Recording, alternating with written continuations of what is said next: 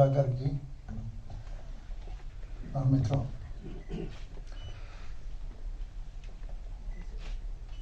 सामान्यतः आदत 1 घंटा बोलने की है, लेकिन चूंकि ये कॉलेज नहीं है और क्लास नहीं है, तो मैं आपके धैर्य और रुचि को ध्यान में रखते हुए ही बोलूँगा, और तब तक बोलूँगा जब तक आपकी आंखें इजाज़त देंगी, क्योंकि सुनने की थकान सबसे पहले शरीर में नहीं, आंखों में दिखाई देती है। उस हिसाब से मैं इस बात का ख्याल रखूंगा कि सभी की आंखें दिखाई पड़ें। मित्रों, कुरु कुरु स्वाहा की तर्ज पर मैं अपने वक्तव्य को 3 हिस्सों में बांटूंगा। 1 हिंदी आलोचना, 2 हिंदी उपन्यास की परंपरा में मनोहर श्याम जोशी, और 3 हिंदी आलोचना के आईने में मनोहर श्याम जोशी। इन 3 बिंदुओं पर मैं बात करूंगा, और मुझे भय है कि मैं सबसे कम मनोहर श्याम जोशी पर ही बोल पाऊंगा, क्योंकि वहां तक पहुंचते पहुंचते शायद मैं तो न थकूं, लेकिन आप थक जाएंगे। लेकिन कोशिश जरूर होगी कि जो मुख्य विषय है मैं वहां तक पहुंचूं। मैं जानता हूं कि इस सभागार में बहुत सारे विद्यार्थी बैठे हैं, और बहुत सारे ऐसे श्रोता भी निश्चित रूप से होंगे जो पेशेवर रूप से हिंदी साहित्य के अध्येता नहीं है। इसलिए हिंदी आलोचना की जो पूरी एकेडमिक यात्रा है, उसमें उनकी कोई रुचि न हो, ये अच्छा ही है। लेकिन मुझे इस इलाके से निश्चित रूप से गुजरना पड़ेगा, क्योंकि हिंदी आलोचना के उस पूरे मानचित्र को सामने रखे बगैर फिर किसके दर्पण में हम मनोहर श्याम जोशी को देखेंगे? तो आईना तो हमें रखना पड़ेगा। अगर आरंभिक समीक्षा पुस्तकों को छोड़ दें, तो हिंदी आलोचना कृति केंद्रित नहीं बल्कि कृतिकार केंद्रित रही है। और इस ख्याल से अगर आप देखें तो हिंदी आलोचना का जो आरंभिक विवाद है, देव बनाम बिहारी, और फिर मेरे ख्याल से 1909-10 के आसपास में हिंदी नवरत्न, जिसमें रचनाकारों को प्रमुखता दी गई। कायदे से हिंदी आलोचना अपना आकार लेती है, अपना व्यक्तित्व लेती है, अपनी पहचान लेती है शुक्ल जी से, आचार्य रामचंद्र शुक्ल। और आप देखेंगे कि शुक्ल जी ने जो 3 महत्वपूर्ण काम किए, वे रचनाकार केंद्रित काम है। गोस्वामी तुलसीदास जैसी ग्रंथावली की भूमिका और भ्रमर गीत सार की भूमिका, यहाँ भी फोकस में रचना नहीं है बल्कि रचनाकार है। और इस कड़ी में धीरे धीरे आप देखेंगे कि जो लोग आते गए, मसलन कि शुक्ल जी के जो शिष्य थे नंद दुलारे वाजपेयी, उन्होंने छायावादी कवियों पर लिखा। जयशंकर प्रसाद पर, निराला पर स्वतंत्र पुस्तकें आई। नगेंद्र जी ने देव और उनकी कविता, सुमित्रा नंदन पंत जैसी किताब लिखी। हजारी प्रसाद द्विवेदी ने कबीर और सूर साहित्य जैसी किताबें लिखी। तो इसका मतलब है कि हिंदी आलोचना की मूल आंतरिक प्रकृति में कृति नहीं है बल्कि कृतिकार है। एक परिदृश्य तो यह है। 1936 में प्रगतिशील लेखक संघ की स्थापना के साथ हिंदी आलोचना में वर्ण व्यवस्था का सूत्रपात होता है। जिन लेखकों ने प्रगतिशील लेखक संघ के आमंत्रित या अभिमंत्रित जल को ग्रहण करने से अस्वीकार किया, उन्हें बुर्जुआ, प्रतिक्रियावादी, व्यक्तिवादी, समाज विरोधी और अमेरिका परस्त करार दिया गया और अपने तरीके से उन्हें साइबेरिया की सजा दी गई, उन्हें बाहर किया गया। यह अजीब विडंबना है कि उन्हीं की दिव्य और अवतारी संतानें आज अमेरिका वासी हैं या अमेरिका रिटर्न है। तो इस समय का एक अद्भुत खेल है दरअसल ये, जिसे हमने देखा है। इस तरह हिंदी में एक संगठित, अधिकृत और शक्ति संपन्न आलोचना सत्ता की स्थापना हुई और इस आलोचना ने अपने कुछ नायक बनाए।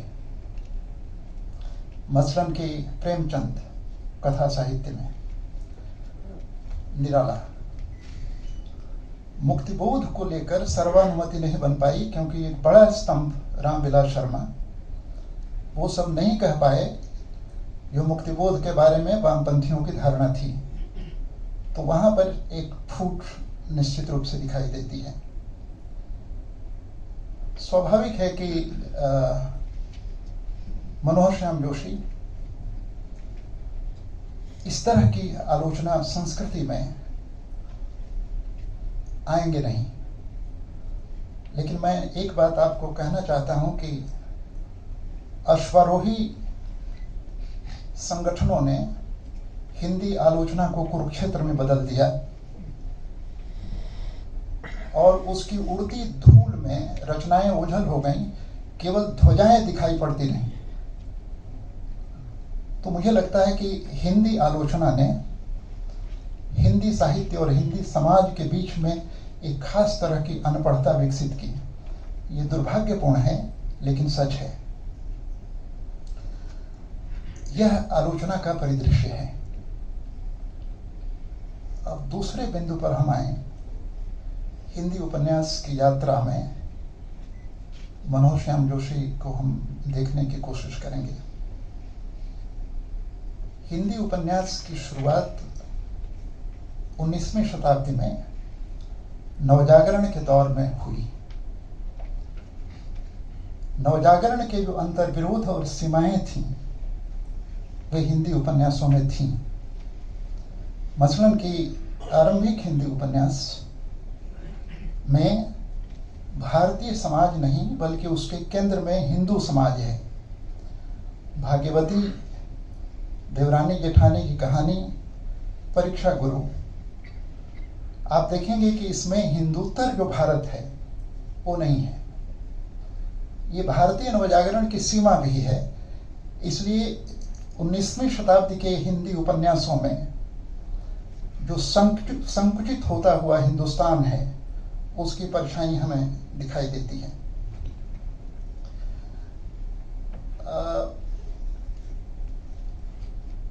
एक ऐसा उपन्यासकार आता है उसी शताब्दी में 1890 के आसपास में, जिसका नाम है देवकीनंदन खत्री। मुझे इस संदर्भ में गालिब का शेर बेसाख्ता याद आता है। इमाम मुझे रोके है जो खींचे है मुझे कुफ्र, काबा मेरे पीछे है कलीसा मेरे आगे। लगभग एक सदी के बाद कैफी आजमी ने 1972 में रिलीज हुई फिल्म पाकीज़ा के लिए जो गीत लिखा, उसमें ये पंक्ति आती है, ये चिराग बुझ रहे हैं मेरे साथ साथ जलते। चंद्रकांता में काबा पीछे है और मध्यकाल की एक नई कथा विधा की देहरी पर मध्यकाल का चिराग बुझ रहा है, यानी मध्यकाल खत्म हो रहा है। तो आप देखेंगे कि चंद्रकांता की जो पूरी कथा है वो दरअसल मध्यकाल की मानसिक संरचना से, सामाजिक संरचना से वीरता, रोमांस इत्यादि इत्यादि से जुड़ी हुई है। इसलिए मैं चंद्रकांता को 19वीं शताब्दी की देहरी पर मध्यकाल के बुझते हुए दिए के रूप में देखता हूं। और फिर प्रेमचंद आते हैं। प्रेमचंद के बारे में विजय मोहन सिंह ने एक बहुत रोचक और काफी असहमति पैदा करने वाली बात की है। उनका कहना है कि प्रेमचंद दरअसल हिंदी कथा साहित्य के तुलसीदास हैं। ऐसा क्यों कहा उन्होंने? कि जो कुछ भी महत्वपूर्ण है, मानवीय है, उचित और आदर्श है, उसकी रक्षा तुलसीदास करना चाहते हैं और उसकी रक्षा प्रेमचंद भी करना चाहते हैं। रक्षण पर बहुत बल है, तोड़ने पर नहीं। इसलिए प्रेमचंद की आरंभिक रचनाओं में परंपरा के मूल्यों और मनुष्य के भीतर निहित मनुष्यता के प्रति एक आस्था और विश्वास का भाव है। लेकिन तीसरा दशक खत्म होते होते प्रेमचंद के यहाँ भी आस्था के चिराग बुझते हुए दिखाई पड़ रहे हैं। और उनकी आखिरी रचना, हालांकि मंगलसूत्र के बारे में कहते हैं कि अधूरा है और जीते तो पूरा करते हैं, निश्चित रूप से करते हैं, लेकिन जो नहीं है उसके बारे में हम क्या कह सकते हैं। गोदान उनकी आखिरी रचना है और गोदान में पछाड़ खाकर गिरती हुई धनिया उपन्यास के पन्नों पर नहीं गिरती, वो प्रेमचंद की आस्था के खंडहर में गिरती है। इसलिए प्रेमचंद बहुत समतल नहीं है। प्रेमचंद एक यात्रा शुरू करते हैं पंच परमेश्वर से, बल्कि याद करें तो नमक के दरोगा से, बड़े घर की बेटी है, और फिर प्रेमचंद धनिया तक पहुंचते हैं। अगर केवल स्त्रियों की रेखाओं के आधार पर प्रेमचंद को देखेंगे तो प्रेमचंद में एक लंबी यात्रा और परिवर्तनकारी यात्रा हमें दिखाई देती है। प्रेमचंद को भारतीय समाज में स्वीकृत नैतिकता पर कोई संदेह नहीं है। उस नैतिकता की वो रक्षा करते हैं अपनी रचनाओं में। लेकिन भारतीय समाज की नैतिक संरचना को प्रश्नांकित किया पहली बार कायदे से ज्ञानेंद्र ने। और ज्ञानेंद्र ने एक सवाल उठाया, जैसे परख में, कि कट्टू एक बाल विधवा है, तो क्या बाल विधवा एक नई जिंदगी शुरू नहीं कर सकती? क्या एक विधवा के भीतर जीवन जीने और एक पारिवारिक जीवन जीने की आकांक्षा नहीं हो सकती? और फिर आप जानते हैं कि सुनीता और त्याग पत्र में तो चीजें बहुत साफ तौर पर दिखाई देती हैं। इसलिए भारतीय समाज का जो पूरा अंतर्विरोध मूलक ढांचा है, उसकी नैतिकता का जो खोखलापन है, या उसकी नैतिकता के भीतर जो पथरा गया है, जो जीवन की नहीं नियमों की भाषा कहता और सुनता है, ज्ञानेंद्र ने उसको प्रश्नांकित किया। और एक तरह से हिंदी उपन्यास में, यानी पहली बार समाज को छोड़कर एक ऐसा आदमी आया कि कहानी व्यक्ति की भी हो सकती है। सागर मुद्रा की एक कविता है कि सागर, मैं जानता हूं कि तुम्हारा अनंत विस्तार है और तुमने हजारों तूफान और परिस्थितियां देखी हैं, लेकिन सागर मेरी भी एक कहानी है, छोटी ही सही, लेकिन मेरी भी एक कहानी है। वो मेरी कहानी लेकर आगे शेखर एक जीवनी में आए।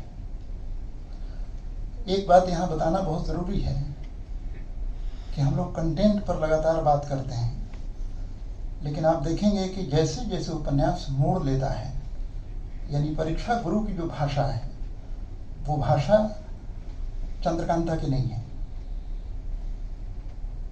और चंद्रकांता की जो भाषा है उससे प्रेमचंद की भाषा में बहुत अलगाव तो नहीं है, लेकिन निश्चित रूप से प्रेमचंद ने उपकरणों के अर्थ बदल दिए।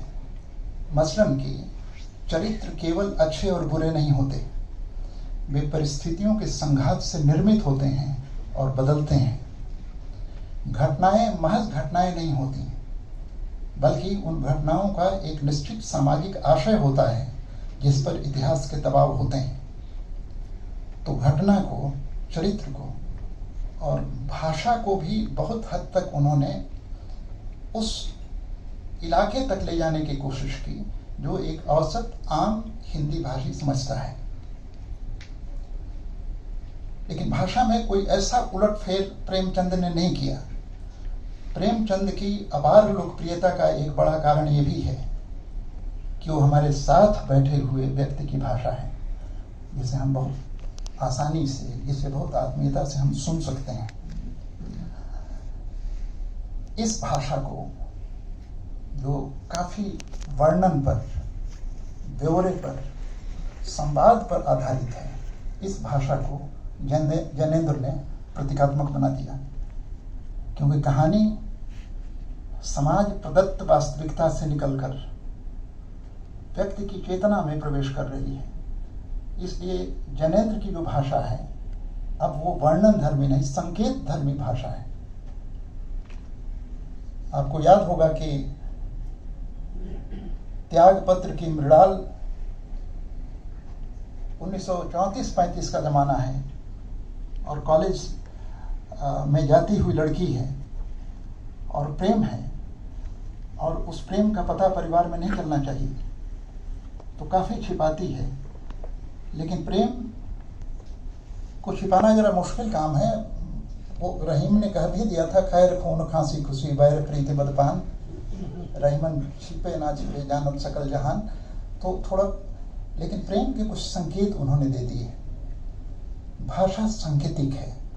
मसलन प्रमोद को गोद में लेके बैठती है कॉलेज से आने के बाद छत पर और कहती है, प्रमोद देख पतंगे आकाश में हैं, प्रमोद देख ये चिड़िया उड़ रही है। और एक वाक्य कहती है, प्रमोद मैं चिड़िया होना चाहती हूँ। एक लड़की की चेतना में, एक लड़की के मन में, एक लड़की की आकांक्षा में चिड़िया होना ये वर्णन में आप नहीं कह सकते। आपको पता है कि क्या कह रही हो। संकेत धर्मिता भाषा में प्रवेश करती है। और जो व्यक्ति आया तो अज्ञेय की भाषा बिल्कुल अलहदा भाषा है। शेखर एक जीवनी की भाषा से अभी तक हिंदी उपन्यास परिचित नहीं है, इसलिए वह भाषा दर्शन और कविता के घोल से मिली हुई भाषा है।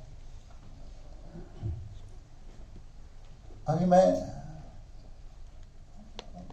पुरुषोत्तम सर से या पता नहीं दिनेश जी से कह रहा था कि किसी भी गोष्ठी का वक्ता अगर किसी भी रचना की कहानी कहने लगे तो समझ लीजिए कि वो कुछ कहना नहीं चाहता। तो मैं कहानी वहानी कुछ नहीं कह रहा हूं, मैं केवल ये कह रहा हूं कि अज्ञेय की जो भाषा है उसमें एक निर्णायक मोड़ दिखाई पड़ रहा है और वो दर्शन और कविता से मिली हुई, गूंथ कर बनाई गई भाषा है। इस भाषा में और उपन्यास की इस परंपरा में कुछ लोग बुरा मान सकते हैं अगर मैं जसपाल का नाम न लूं,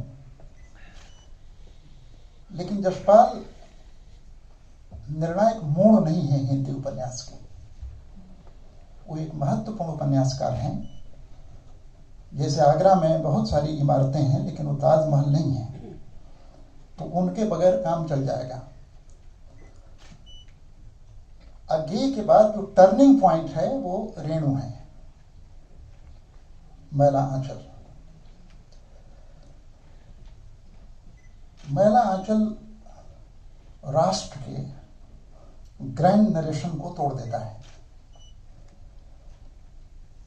आओ बच्चों तुम्हें दिखाएं झांकी हिंदुस्तान की, पवित्र मिट्टी है इसका चंदन करो। तो मैला आंचल में लगता है कि वो पवित्र मिट्टी कहाँ है। हम उस हिंदुस्तान को जिसे फिल्मी गीतों में और राष्ट्रीयता के भावावेश में जिस हिंदुस्तान का मानचित्र बनाते हैं, उस हिंदुस्तान की हकीकत मैला आंचल में दिखाई पड़ रही है। और वो बिल्कुल एक नई तरह की भाषा। कैसी भाषा है? उसमें नमी है उस भाषा में। ये बनावटी भाषा नहीं है, वो एक ऐसी भाषा है जो जिंदगी की जमीन पर बहती है, लेकिन फिर भी कविता जैसी है। इसलिए यथार्थ का अर्थ केवल यह नहीं है कि उसमें व्यवस्था का अंधेरा हो। गांव का मतलब जहालत, गरीबी, पिछड़ापन केवल नहीं है। उस जिंदगी की एक अपनी लय भी है। उस लय को कथा में कहने की जरूरत और कहने का साहस रेणु ने किया। यद्यपि वो राजनीतिक रूप से सक्रिय व्यक्ति थे और समाजवादी आंदोलन से जुड़े हुए थे। मुझे लगता है कि धर्मवीर भारती को भी उसी तरह हम मेजर नहीं मान पाएंगे जैसे यशपाल को हम मेजर नहीं मान पा रहे हैं। गुनाहों का देवता और सूरज का सातवां घोड़ा। सूरज का सातवां घोड़ा दरअसल अपनी प्रयोगशीलता के कारण, एक नए तरह के कथा विधान के कारण बहुत महत्वपूर्ण है। और गुनाहों का देवता, गुनाहों के देवता ने रुमालों की बिक्री बढ़ा दी। काफी लोग रोए, लेकिन एक कथा के रूप में, एक रचना के रूप में मैं समझता हूं कि बहुत विचारणीय उपन्यास नहीं है। मुझे लगता है कि उपन्यासों पर जब हम बातचीत करते हैं तो हमें उस उपन्यास को पढ़ने वाले समाज पर भी बातचीत करनी चाहिए। हिंदी समाज अपने मूल चरित्र में भावुक और ठीक उसी अनुपात में धूर्त है। तो फिल्म देखते समय काफी रोएगा और इसके बाद उसे जो करना होगा वो करेगा जो नहीं करने योग्य है।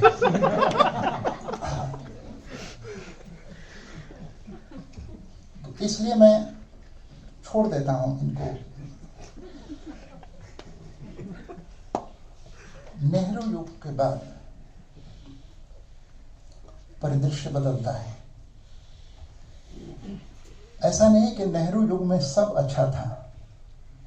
आपको याद दिलाना चाहता हूं कि नेहरू युग में और नेहरू के बिल्कुल प्राइम टाइम में दो रचनाएं आ रही हैं, अंधा युग और अंधेरे में प्रकाशित हुई बाद में, लेकिन लिखित हो जा रही थी 1958 के आसपास में। यह जो दो अंधापन है, अंधा युग का अंधेरा और अंधेरे में का अंधेरा, ये दोनों नेहरू युग में है। इसलिए किसी भी कालखंड को निरापद रूप से शुक्ल पक्ष की पूर्णिमा मान लेना दरअसल पूर्वग्रहों की अति है। दिक्कतें हैं, लेकिन नेहरू युग के बाद का जो हिंदुस्तान है उसमें मुझे लगता है कि ठीक से देखना चाहिए। 4-5 चीजें बहुत साफ तौर पर दिखाई देती हैं। नेहरू युग के बाद भारत का समाज बदलता है, राजनीति बदलती है और दृष्टि बदलती है। समाज, राजनीति और दृष्टि में निर्णायक दिखाई पड़ने वाला स्पष्ट परिवर्तन दिखाई देता है। एक तो ये कि कुछ भी रक्षणीय नहीं है, कुछ भी पवित्र नहीं है, कोई आदर्श नहीं है, कुछ भी कोमल और मासूम नहीं है, लेकिन दर्द अविशेष है। आधा गांव,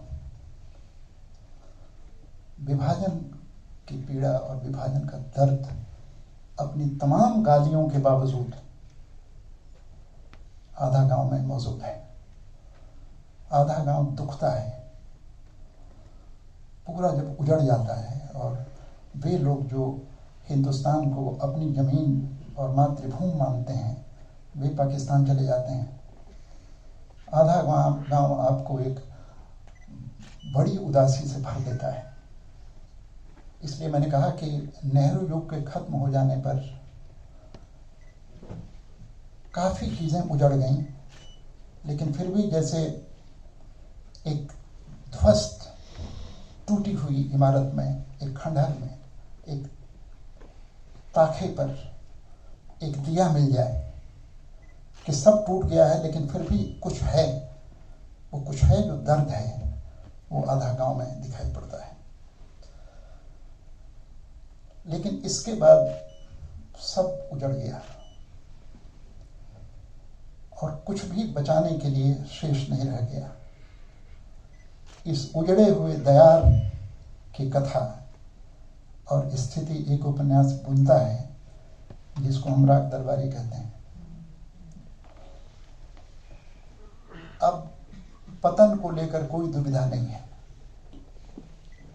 पहले पतन को लेकर अपराध बोध था, एक तकलीफ थी, एक पीड़ा थी, एक आत्मग्लानि थी। पूरा हिंदी समाज और पूरा कथा जगत इस ग्लानि से मुक्त है।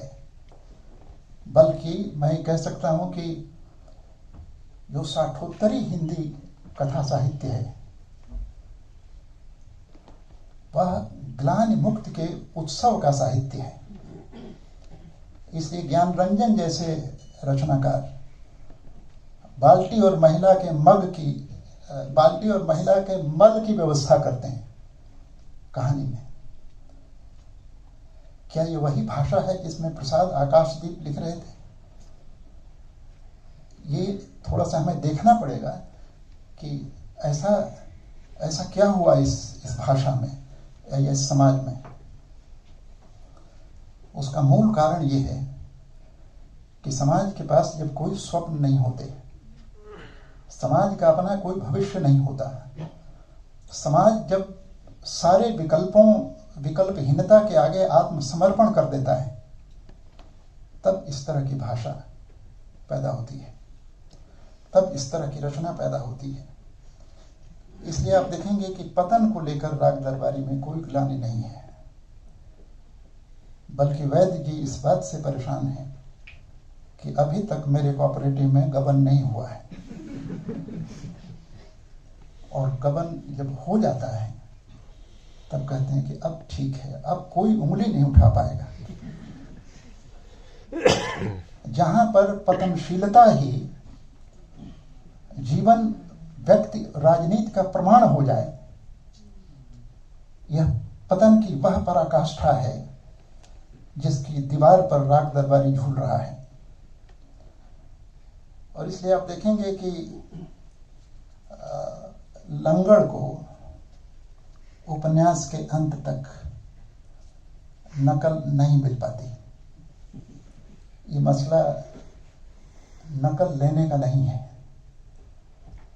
सामान्य भारतीय मनुष्य के जो सहज अधिकार हैं, यह तंत्र उस अधिकार को नहीं देता।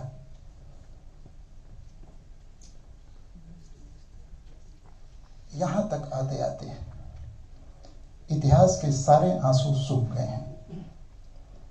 इसलिए यह रचना हमें विचलित नहीं करती है। हम हंसते हैं। सर, मैं जेएनयू में कुछ समय था, चूंकि हॉस्टल यहाँ मिला नहीं था, तो अवैध अतिथि के रूप में मैं पेरियार में 1 साल रहा। तो वहां पर कई सोशियोलॉजी और इकोनॉमिक्स के विद्यार्थी थे जिन्हें राग दरबारी कंठस्थ थी, और ऐसे बहुत सारे लोग हैं जिन्हें राग दरबारी रामचरितमानस की तरह कंठस्थ है। लेकिन उसकी लोकप्रियता ठीक वही लोकप्रियता नहीं है जो रामचरितमानस की है। यह ठीक वही लोकप्रियता नहीं है जो प्रेमचंद की है। वो एक दूसरे ढंग की लोकप्रियता है, जहाँ पर पाठक महसूस करता है कि जब सब नष्ट हो गया है और मैं भी नष्ट हो गया हूँ, तो आओ हम नष्ट का ही उत्सव मनाएं।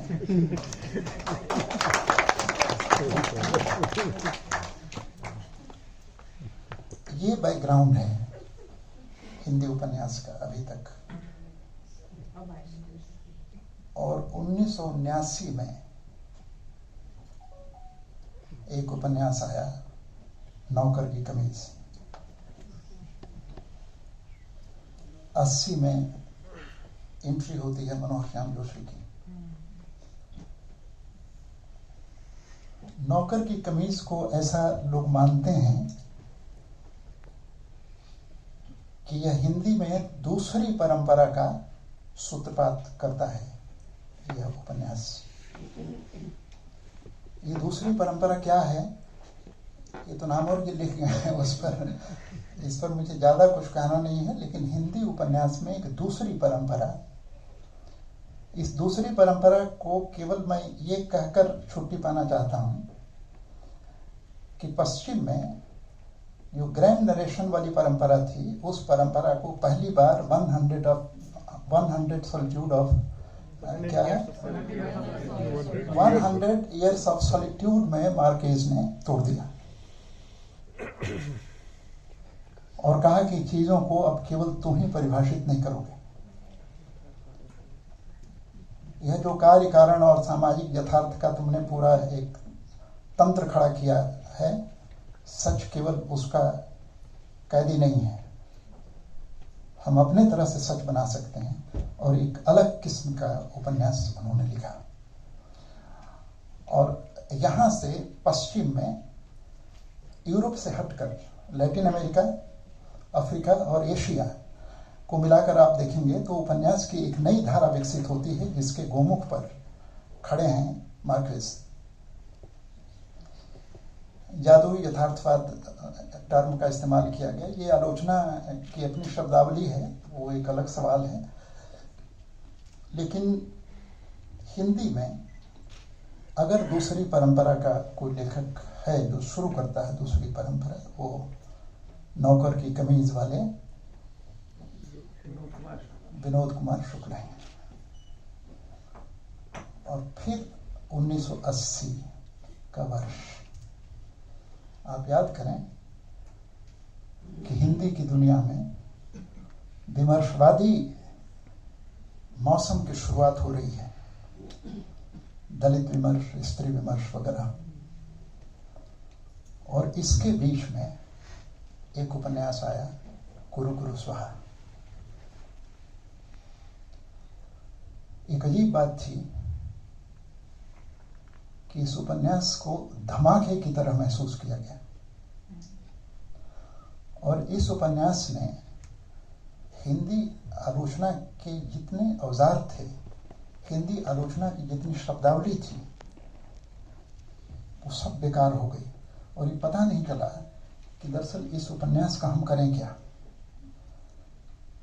इस तरह के उपन्यासों का मूल्यांकन किस तरह किया जाए, यह एक बड़ा उलझन वाला मसला था। यहां से मेरे वक्तव्य का तीसरा चरण शुरू हो रहा है, मनोहर श्याम जोशी पर। सर, समय देखते रहिएगा, हालांकि मुख्य विषय पर अब मैं आया हूं।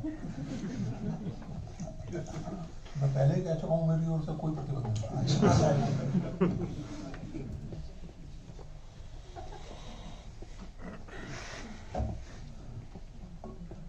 मनोहर श्याम जोशी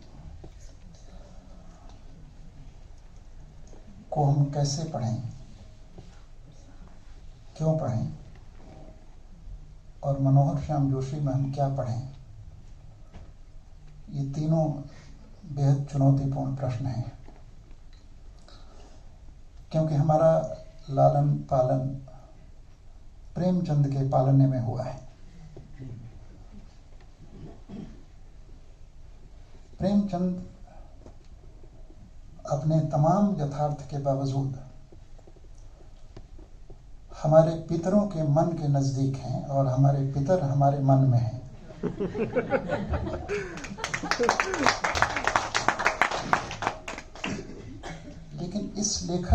क्या करें।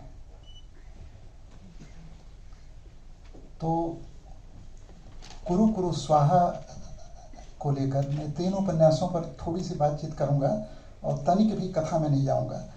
मैं केवल रेखांकित करके फिर विश्लेषण की तरफ आऊंगा। कुरु कुरु स्वाहा के 3, उसको स्वयं उन्होंने कहा कि तिमंजिला मकान की तरह है। उसमें एक मैं है, एक मनोहर है, एक जोशी है। हमने हमेशा द्वैत के बारे में सुना है, द्विविभाजन के बारे में सुना है, अंतर्विरोध के बारे में सुना है, दोहरापन के बारे में सुना है। ये तिहरापन नई बात थी। आप जानते हैं प्रभात ने एक लेख लिखा, उसमें पोस्ट में लिखा कि वो कवि होते होते बच गए। आरंभ में उन्होंने कविताएं कुमायूनी नाम से लिखी और वो कवि थे। और मैं ये मानने के लिए कतई तैयार नहीं हूं कि आपके भीतर एक कवि हो और वह प्रसाद से प्रभावित ना हो। तो कामायनी में इच्छा, क्रिया और ज्ञान की जो त्रयी है, वो त्रयी निश्चित रूप से उनके अवचेतन में रही होगी।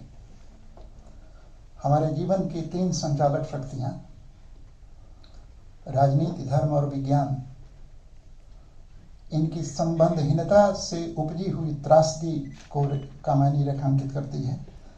विश्वविद्यालयों की एक खास बात यह है कि वो पोस्टमार्टम में काफी यकीन रखते हैं विश्वविद्यालय वाले। मैं उसी से जुड़ा हुआ हूं। तो अगर विश्लेषण करना है और रचना की उम्र बची हुई है तो हत्या कीजिए, क्योंकि विश्लेषण होना है तो पोस्टमार्टम होना है, पोस्टमार्टम के लिए मारना जरूरी है। तो कामायनी को इस तरह मारा गया कि वो शैवाद्वैत दर्शन है और उसमें ऐसा है, मनोविज्ञान है और सब। लेकिन कामायनी का जो सेंट्रल पॉइंट है वह है जीवन को संचालित करने वाले 3 ऊर्जाओं की संबंधहीनता, जिसका परिणाम मनुष्य की सभ्यताएं भुगतेंगी और भुगत रही हैं। ये मूल बात है उसमें। तो मेरा ख्याल है कि जब जोशी जी ने इसके 3 खंड किए, तो व्यक्तित्व के जो 3 खंड हैं, हमारा जानना कहीं है, हमारी आकांक्षा कुछ और है, हमारा जीना कहीं और है। इसलिए मैं, मनोहर और जोशी, ये तीनों एक हैं और फिर भी तीनों अलग अलग हैं। यह मनुष्य का जो विघटन है, ये विघटन सभ्यता के कारण है या यह विघटन सामाजिक राजनीतिक परिस्थितियों के कारण है, इस पर अलग से बातचीत हो सकती है। लेकिन यह विघटन है, यह एक वास्तविकता है। इस अघोषित, अरेखांकित वास्तविकता को सबसे पहले उपन्यास के पटल पर मनोहर चंद जोशी ने रखा। अगर इसको एक दूसरे लेवल पर देखें तो 3 अनुशासन चल रहे हैं उसमें।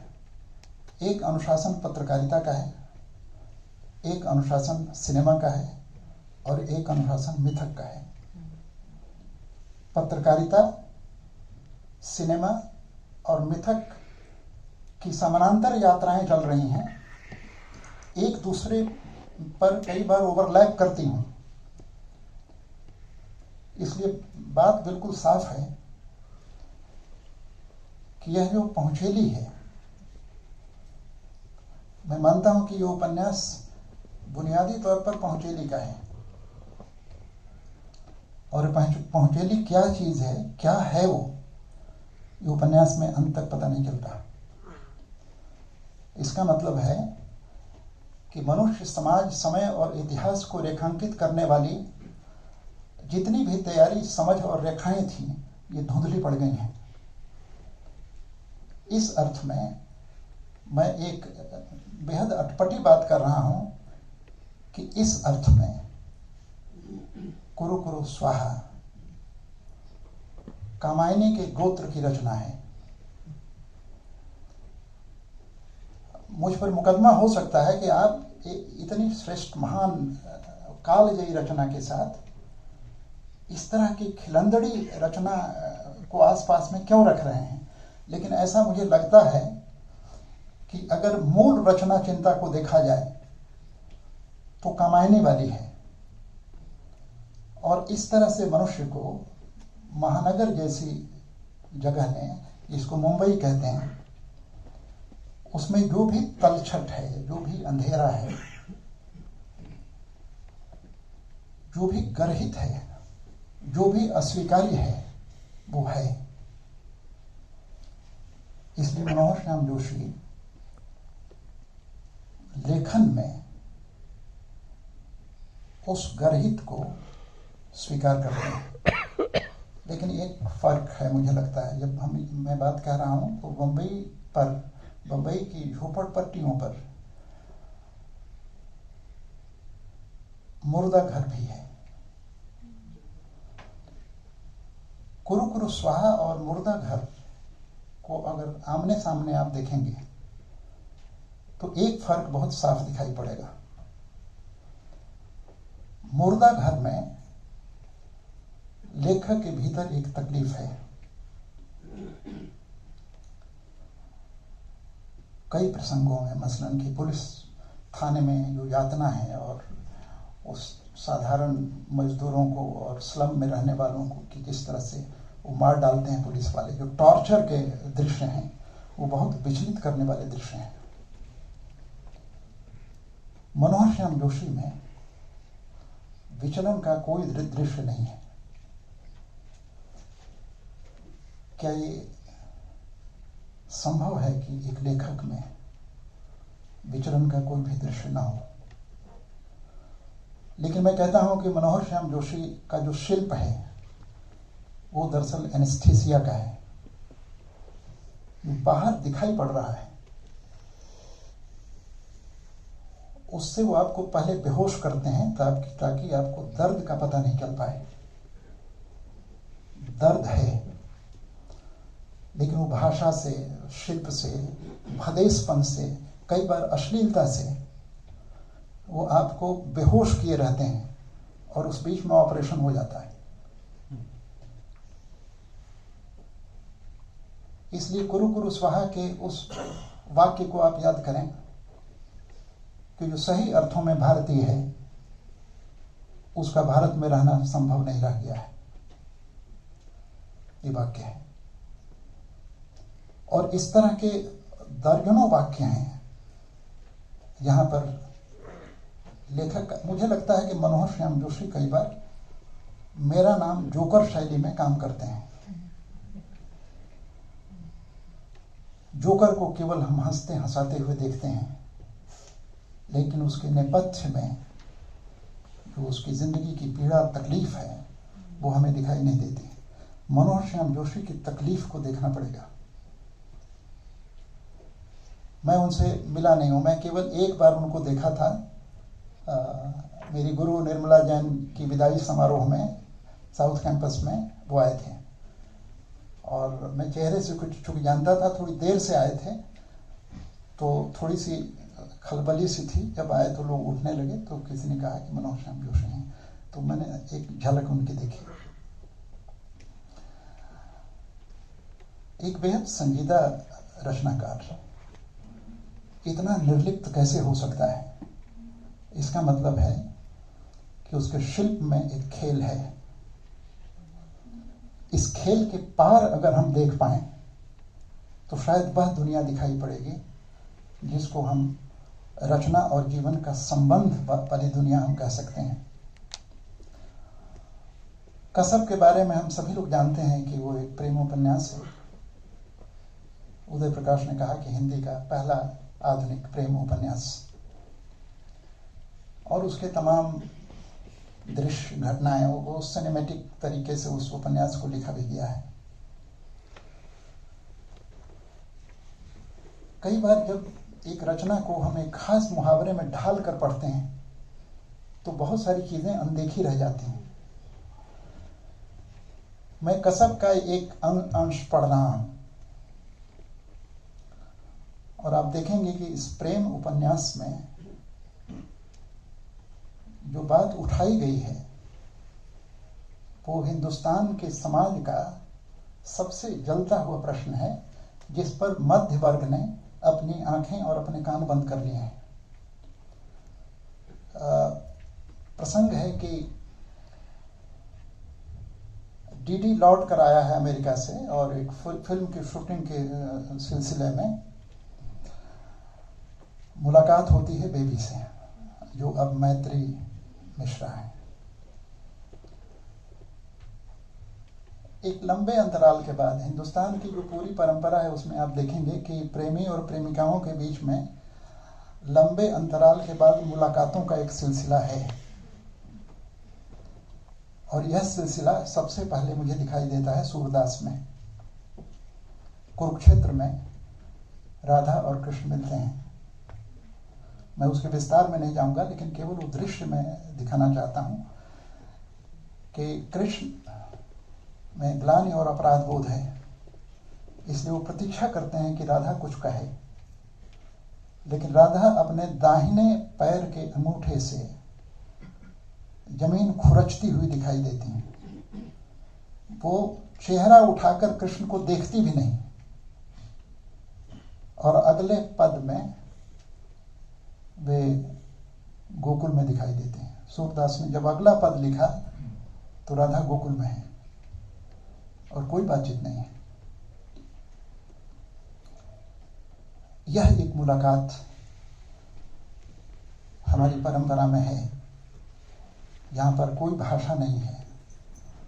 और इस मुलाकात से यह पता चल जाता है कि संबंध चाहे जितने प्रगाढ़ रहे हों, संबंधों के भीतर जितना पानी रहा हो, अगर वह संबंध रेत में सूखी हुई नाव की तरह हो गया है तो फिर बातचीत करना एक पाखंड है, एक लफाजी है। बेहतर है कि हम चुप रहें।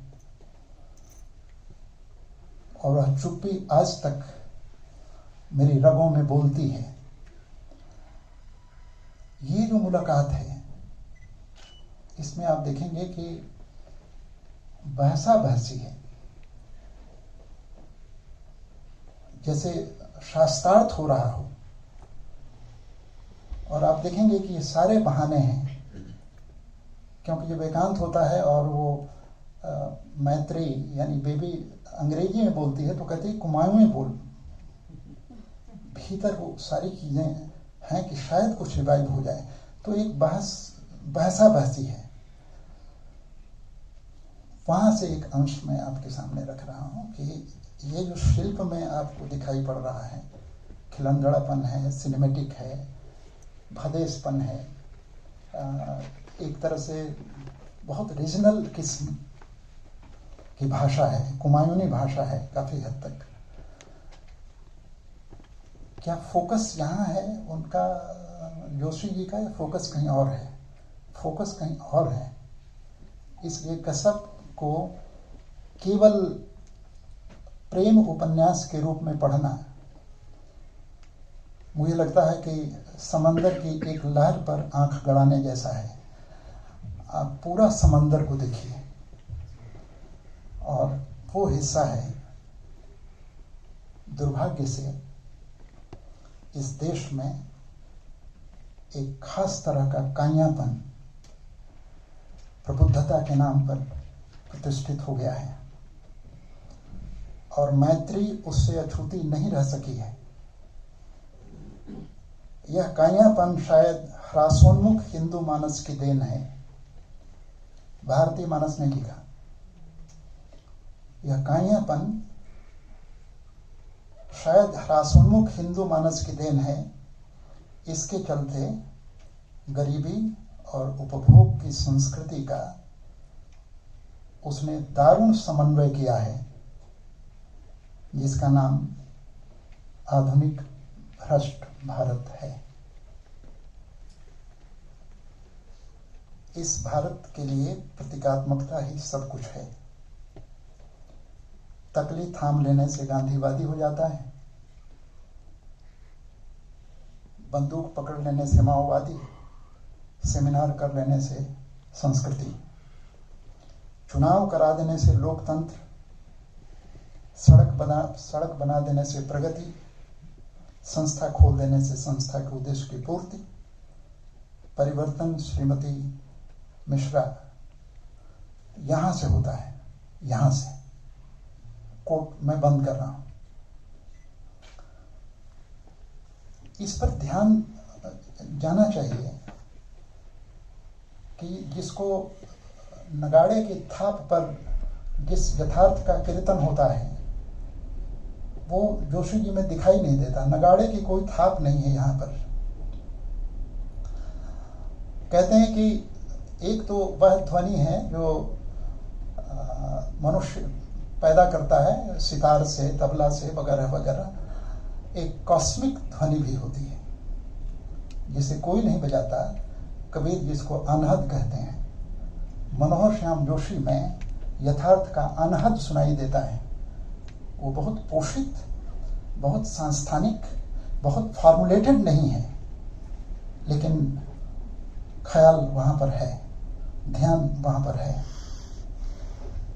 एक तीसरा उपन्यास में लेता हूं, हमजाद को मैं टच नहीं करूंगा। हमजाद के साथ संगति बैठाने में मुझे परेशानी है, लेकिन हरिया हरकुलस की हैरानी पर थोड़ी सी बात मैं करना चाहता हूं। हरिया हरकुलस की हैरानी को मलमूत्र का उपन्यास कहा गया है। इंडिया टुडे में जब छप रहा था तो ये चीजें छपी हुई हैं, बट रोही ने लिखा कि अब इसको बंद करिए, उल्टी हो गई है मुझे और इस उपन्यास को, और आप क्यों इसको छाप रहे हैं, ये क्या है इसमें। विजय मोहन सिंह ने मोटे तौर पर उनके उपन्यासों के बारे में कहा कि ये पॉर्न राइटर है। पॉर्न लिखना, पैसा कमाना इनका मकसद है, इनका व्यवसाय है, कोई रचना वचना नहीं है कुछ। ये हिंदी आलोचना का परिदृश्य मैं कह रहा हूं आपसे। हरिया हरकुलस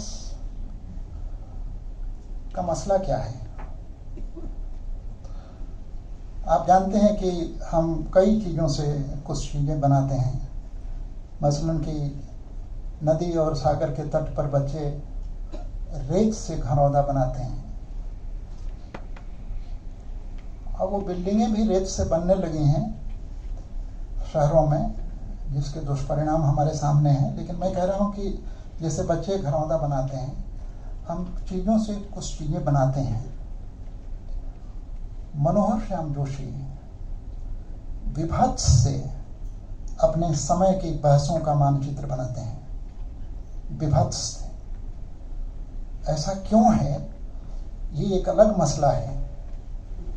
लेकिन दरअसल उनके पास निर्माण के जितने औजार हैं वो विरूपता के हैं, विभत्स के हैं, जुगुप्सा के हैं। एक रचनाकार इस तरह के औजार क्यों चुनता है?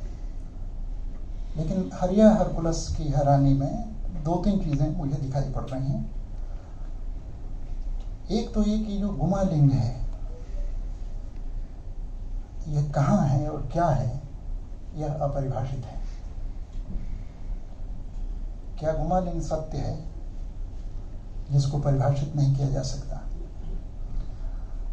हिंदुस्तान के खास तौर पर हिंदी साहित्य के संदर्भ में मैं कह रहा हूँ, हिंदुस्तान में जब कहता हूँ और हिंदी साहित्य और हिंदी समाज कहता हूँ तो आप दो में रखेंगे, दो इकाइयाँ हैं दरअसल। ये हिंदी समाज हिंदुस्तान का पर्याय नहीं है।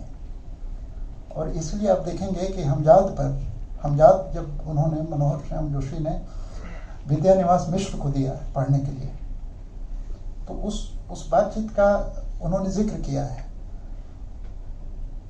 और जोशी जी ने पूछा कि मिश्र जी क्या यह उपन्यास अश्लील है?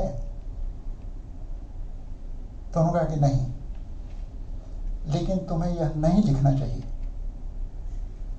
क्योंकि हिंदी समाज इस तरह के लेखन के लिए तैयार नहीं है। हिंदी समाज को एक खास तरह का भावुक लेखन चाहिए। अगर यह मलयालम में होता, अगर यह कन्नड़ में होता, अगर यह बांग्ला में भी होता तो चल जाता। इसलिए एक ऐसे समय और समाज में जहां पर सत्य परिभाषित है, दर्शन जो भी कहता हो, शायदवाद की एक दार्शनिक परंपरा जैनियों के यहाँ है कि यह हो सकता है या नहीं भी हो सकता है, यह भी हो सकता है और यह भी हो सकता है। तो जहां पर हम सत्य और निष्कर्ष को लेकर इतने निश्चिंत हों, हरिया हरकुलस की हैरानी उस निश्चिंतता पर आक्रमण करती है और जीवन का कोई भी अर्थ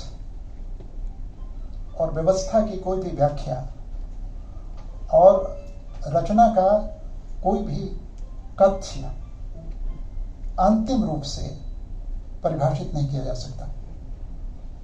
पुरुषोत्तम सर कह रहे थे कि नेमिचंद्र जैन ने आधे अधूरे लिखा, तो आधे अधूरे क्यों कहा? आधे अधूरे क्यों? अधूरे, हाँ, अधूरे, वो तो मोहन राकेश की रचना है, अधूरे साक्षात्कार, ऐसा उन्होंने क्यों किया? तो मैंने कहा कि अधूरे साक्षात्कार में यह स्वीकृति है कि कोई और भी इसमें जोड़ सकता है। हम अंतिम बात नहीं कह रहे हैं, गुमा लिंग का अंत तक पता नहीं चल रहा है। इसलिए उपनिषदों में और उपनिषदों के बहुत सारे अंशों को, जोशी जी के बारे में मैं पढ़ रहा था कि वो आस्तिक थे और दुर्गा स्तोत्र और देवी पाठ करते थे बाकायदे। उन्होंने खुले तौर पर बिना किसी कुंठा के कहा कि मैं कुमायूनी ब्राह्मण हूं। ये सारा बोध उनके भीतर है। तो जो आदमी अपनी रचनाओं में बृहदारण्यक के श्लोकों का इस्तेमाल करता है, वो गुमालिंग जैसी भाषा भी लिखता है। लेकिन मैं इस रचना को इस तरह देखता हूं कि सत्य को अंतिम रूप से परिभाषित कर देने की जो जड़ता है